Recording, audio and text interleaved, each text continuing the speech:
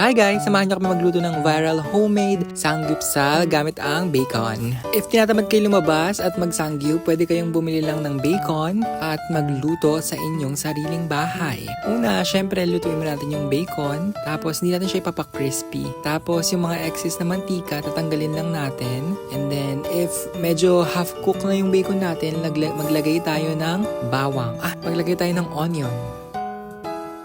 And then, maglagay rin tayo ng my favorite, kimchi. And then, gochujang. So, yun lang. Konti lang ang ingredients niya. Tapos, pampalasa, pepper, tsaka asin. Tapos, mix-mix lang together. And then, yun na. For the cheese naman, maghalo lang tayo ng gatas at tsaka ng quick melt na cheese. And then yun lang, super easy pero sobrang sarap. Lasa talaga siyang sanggupsal.